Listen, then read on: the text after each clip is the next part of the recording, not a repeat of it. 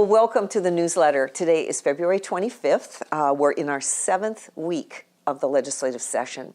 So just wanted to give you an update on what's happening. But first, just to review the priorities that the Senate Majority Caucus have identified. The number one priority is to address the crime issue. Number two, and it's actually like 1A and 1B, really, is the budget. And that is a huge priority, obviously. It's what we're spending a lot of time on right now.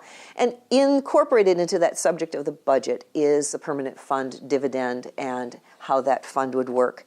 And then our third priority is doing exactly what I'm doing right now, and that is communicating with you.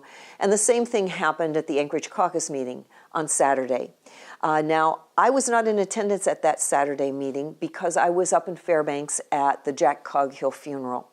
Founder of our state, I can't even reiterate the long list of accomplishments of Jack Coghill, but one of the key ones is that he was one of the people that helped write our state constitution. But in any case, what are we doing on these priorities? So number one is crime, and we have those crime bills moving along.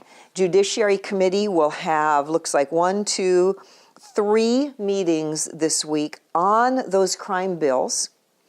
And in fact, they will be hearing from the Criminal Justice Commission on Wednesday. This was actually one of the commissions that played a huge role in writing Senate Bill 91, as well as the Alaska Judicial Council. So they're going to hear from both of those folks on Wednesday.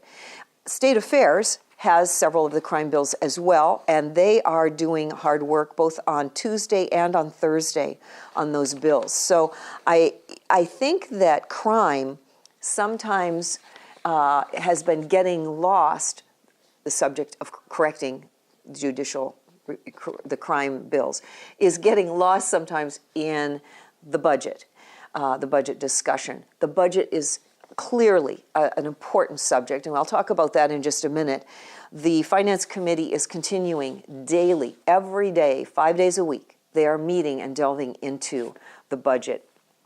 I want to remind folks, though, there is a lot of concern about the budget, but I want to remind you the budget is actually just a bill. The bill has been sent to the legislature. The legislature will now act upon that bill, modifying it, changing it. It's just a bill. We do this all the time. That is the role of the legislature. Lastly is communication. And that harkens back to the Anchorage Caucus meeting that happened on Saturday. There was also caucus meetings in the Valley, Eagle River, and down in Kenai. This coming Saturday, which is March 2nd, there'll be part 2 of the Anchorage Caucus. Senator Begich will be at that one, as will I, and I believe Senator Costello as well. So we were not at the caucus meeting that happened 2 days ago. So back to the budget. I appreciate your response to my invitation in last week's newsletter to let me know what you think. Tell me how you would manage the budget. What would you like to see?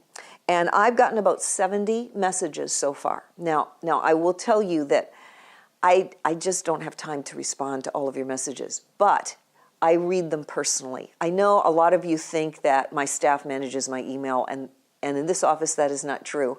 I do it all myself, and sometimes the staff is wanting me to hand off more of that responsibility, but I want to read firsthand the messages you send me. So thank you for those 70 emails that I've received. Now, I also recognize, and that's exactly what I'm hearing, that every item in the budget has a constituency. In other words, there is somebody who is interested in every single reduction that's being made in the budget and wants that money to stay there. So that's why the money got there to begin with, right? Somebody wanted it there. In terms of the question of using a portion of the permanent fund dividend to meet the budget gap, about 90% of the emails that I've gotten have advocated for doing that. Rather than making serious cuts, let's use part of our permanent fund dividends, in other words, reducing the dividend from approximately $3,000 to, well, nobody names an amount, but let's choose $1,500. Let's say cut it in half and use that money to fund state programs.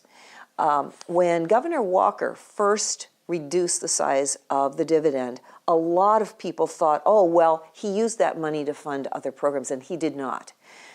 What you're suggesting to me now is, yes, let's use part of that, what would otherwise be in the dividend, to fund state government. That is the action that the legislature took last year. Only about 10% of folks are actually advocating they want a full dividend, the full $3,000, and don't cut government. So that's that. About 50% of the emails that I'm getting are proposing that we should institute an income tax in the state of Alaska. So about 50% are saying reduce the dividend and incorporate a state income tax. About 50% of folks are saying go ahead and use part of the permanent fund dividend, but do not give us a tax. So just giving you feedback. I am actually reading your emails. I appreciate you sending your thoughts. So in spite of the fact that I may not personally respond back to you, let me assure you, I am reading them. And that is very, very valuable to me. At some point in the month of March, I will be coming to Anchorage and having a town hall meeting that is just for our district. I'll let you know when that date is solidified. So until then, thanks so much for listening, and we'll see you again next week.